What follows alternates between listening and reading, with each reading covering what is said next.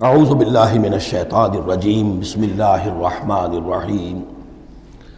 قرآن حکیم میں جو صورتوں کی ایک ترتیب ہے دو انداز پر، اس کا کافی دنوں سے اب تذکرہ نہیں ہوا ہے۔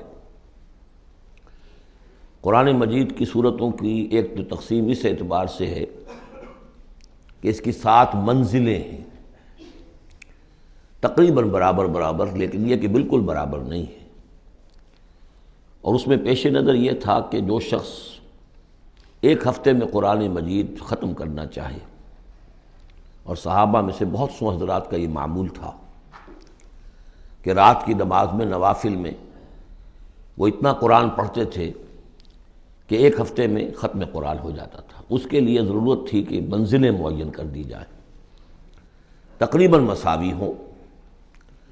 اس میں حسن یہ بھی ہے کہ کوئی سورت تقسیم نہیں ہوتی، پوری کی پوری صورتیں اس میں شامل ہیں، پاروں والا حساب اس میں نہیں ہے۔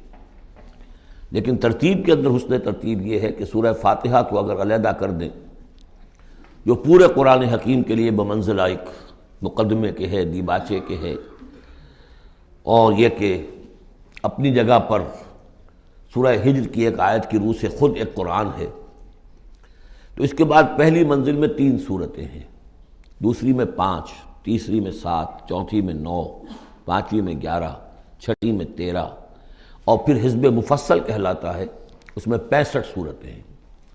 وہ بھی ملٹیپل ہے 13 کا، 13 کو 5 سے ضرب دیں گے 65 بن جائے گا۔ تو ایک عددی جو ہے نسبت اس میں ہے، ایک سیڑھی بن رہی ہے۔ ایک اور جو گروپنگ ہے ان صورتوں میں وہ یہ ہے کہ ایک یا ایک سے زائد مکی صورت، پھر ایک یا ایک سے زائد مدنی صورت، یہ ایک گروپ، پھر مکی پھر مدنی دوسرا گروپ، پھر مکی پھر مدنی تیسرا گروپ، اس طریقے سے بھی 7 گروپ ہیں۔ یہ گروپ جو ہیں اس سے پہلے ایک جگہ پر یکجا ہو گئے تھے، دوسرا گروپ بھی ختم ہو گیا تھا سورہ توبہ پر، اور دوسری منزل بھی ختم ہو گئی تھی سورہ توبہ پر۔ تو میں نے آپ کو بتایا تھا کہ قران السعدین ہو گیا، یہاں پر 2 سعید چیزیں جمع ہو گئیں۔ قرآن حکیم کی صورتوں کی 2 منزلیں بھی ختم ہوئی سورہ توبہ پر، اور سورہ یونس سے تیسری منزل کا آغاز ہوا، اور مکی مدنی صورتوں کے گروپوں کا بھی جو دوسرا گروپ ہے وہ ختم ہو گیا سورہ توبہ پر، اور سورہ یونس سے تیسرے کا آغاز ہوا۔ وہی قران السعدین یہاں بھی ہو رہا ہے۔ سورہ حجرات پر مکی اور مدنی صورتوں کا بھی گروپ ختم ہوا، لیکن وہ 5واں گروپ ہے، اور منزل بھی ختم ہوئی لیکن وہ 6ٹھی منزل ہے۔ یہاں وہ برابر نہیں ہے، وہاں دوسری منزل اور دوسرا گروپ یکجا ختم ہوا، تیسری منزل تیسرا گروپ یکجا شروع ہوا۔ یہاں سورہ قاف سے آگے یہ ایک منزل ہے، اس کو حزب مفصل کہتے ہیں، اور دوسری یہ کہ یہیں سے 6ٹھی جو گروپنگ ہے مکی اور مدنی صورتوں کی وہ شروع ہو رہی ہے سورہ قاف سے۔ سورہ قاف سے لے کر سورہ واقعہ تک اس میں 7 صورتیں جو ہے مکیات ہیں، پھر سورہ حدید سے لے کر سورہ تحریم تک 10 صورتیں مدنی ہیں۔ اور یہ اس اعتبار سے بھی ایک عجیب حسن ہے اس میں کہ جیسے پہلے گروپ میں مکی صورت صرف سورہ فاتحہ ہے، اور مدنی صورتیں 6.25 پارے پر پھیلی ہوئی، سورہ بقرہ، سورہ آل عمران، سورہ نساء، سورہ مائدہ۔ لیکن یہ کہ اگلا جو گروپ ہے وہ متوازن ہے، 2 صورتیں مکی 2 مدنی، سورہ انعام، سورہ اعراف مکیات، سورہ انفال، سورہ توبہ مدنیات۔ ادھر بھی یہ ہے کہ جب آپ آخر سے چلیں گے تو جو آخری گروپ ہے 7واں گروپ، وہ بالکل برعکس ہے پہلے گروپ کے، کہ تقریباً سارا کا سارا مکی صورتوں پر مشتمل ہے۔ مدنی صورتیں 2 تو وہ ہیں جو بالاتفاق مدنی ہیں، آخر بمعوذتین، باقی کے بارے میں اختلاف ہے، وہ میں بعد میں عرض کروں گا، لیکن بہت کم ہے۔ لیکن ادھر سے جب ہم چل کے آتے ہیں ادھر، گویا کہ جو 6ٹھا گروپ ہے وہ متوازن ہے، تقریباً 1.25 پارہ جو ہے اور 1 پارہ یہ بنتا ہے سورہ قاف سے لے کر اور سورہ واقعہ تک، اور ذرا سا 1 پارے سے زائد جو ہے وہ سورہ حدید سے لے کر اور سورہ تحریم تک، یہ بھی متوازن ہے۔ پھر خاص طور پر اس میں جو یہ مکی صورتیں ہیں، سورہ قاف سے سورہ واقعہ، سورہ قاف، سورہ زاریات، سورۃ الطور، سورۃ النجم، سورۃ القمر، سورۃ الرحمن، سورۃ الواقعہ، یہ ایک اعتبار سے قرآن حکیم کا حسین ترین حصہ ہے، یعنی عربی ادب کے اعتبار سے۔ صوتی آہنگ کے اعتبار سے، ڈیوائن میوزک جسے میں کہتا ہوں، قرآن کا ڈیوائن میوزک، چھوٹی چھوٹی آیتیں، ردم ہے اور فلو ہے تیز، الفاظ کے اندر بھی ایسا معلوم ہوتا ہے جیسے نگینے جڑ دیے گئے ہوں۔ چنانچہ انہی میں سے ایک صورت وہ ہے سورۃ الرحمن، جس کے بارے میں حضور نے فرمایا سورۃ الرحمن عروس القرآن، یہ قرآن مجید کی دلہن ہے۔ تو یہ صورتیں جو ہے اس اعتبار سے، یہ قرآن مجید میں ادبیت کے اعتبار سے، فصاحت و بلاغت کے اعتبار سے یہ چوٹی پر ہے۔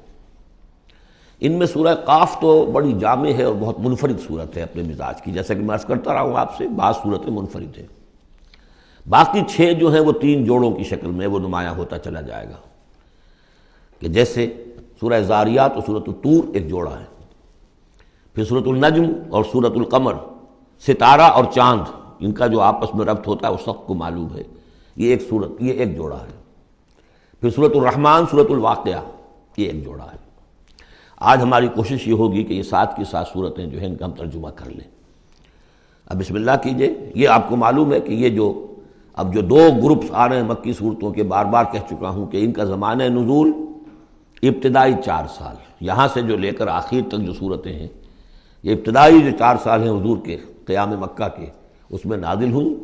اور نمبر 2 یہ کہ ان صورتوں کے اندر انذار، آخرت کا انذار، یہ اس کا مرکزی مضمون ہے، اس لیے کہ حضور صلی اللہ علیہ وسلم کو جو پہلا حکم دیا گیا تبلیغ کے ضمن میں وہ انذار کا تھا، تبلیغ کے ضمن میں۔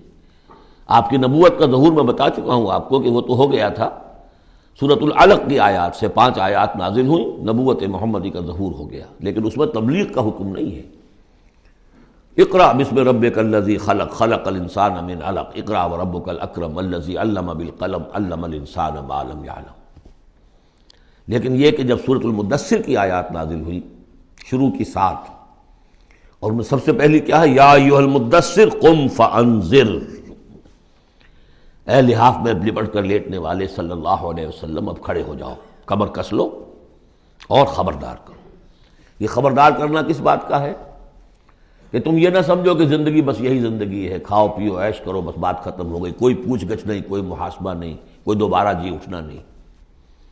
تمہیں ایک خالق اور مالک نے پیدا کیا ہے، اسی نے اس کائنات کو بنایا ہے، یہ کائنات بھی دائمی نہیں ہے، اسے بھی ایک وقت میں ختم ہونا ہے، اور تمہیں معلوم ہے کہ تمہاری زندگی تو دائمی ہے ہی نہیں، تمہیں ایک وقت میں مرنا ہے۔ لیکن یہ کہ مرنے کے بعد پھر تمام انسانوں کو دوبارہ زندہ کیا جائے گا، اور پھر ان کا حساب کتاب ہوگا، جواب دہی ہوگی۔ You will have to face the grand accountability of the day of judgment، جواب دہی کرنی ہوگی، حساب کتاب ہوگا اعمال کا، اور اس کا پھر جزا و سزا کے فیصلے ہوں گے۔ یہ ہے انذار۔ اور جیسا کہ ہم دیکھتے آ رہے ہیں ہر جگہ قرآن یہ کہتا ہے، جن کے دل آخرت سے غافل ہیں، جن کے دلوں میں ایمان بالآخرت نہیں ہے، وہ لوگ جو ہیں لاکھ آپ انہیں سمجھا لیں، لاکھ وہ سمجھ میں آ بھی جائے گی بات، لیکن جانتا ہوں ثواب طاعت و زہد پر طبیعت ادھر نہیں آتی، آخری معاملہ یہی ہوگا کہ ادھر رخ نہیں کریں گے جب تک کہ آخرت کا یقین نہ ہو۔ اسی وجہ سے بالآخرت ہم یوقنون، آخرت کے لیے صرف لفظ ایمان بھی کافی نہیں سمجھا گیا، آخرت پر ان کا یقین، اس لیے کہ یہی چیز ہے کہ جو انسان کی شخصیت اور سیرت کے اندر عملی اعتبار سے کوئی تبدیلی لاتی ہے۔ تو ان تمام صورتوں کا مرکزی مضمون وہی ہے، ویسے یہ کہ اور دوسرے مضامین بھی آئیں گے۔ اب یہ چھوٹی صورتیں ہیں، ایک ایک رکوع کے اندر بھی آپ کو تمام انباء و رسل مل جائیں گے، وہ مضامین سب آئیں گے جو مکی صورتوں کے مشترک مضامین ہیں، لیکن یہاں جو ڈور ہے وہ ہے انذار آخرت۔ صدق اللہ العظیم۔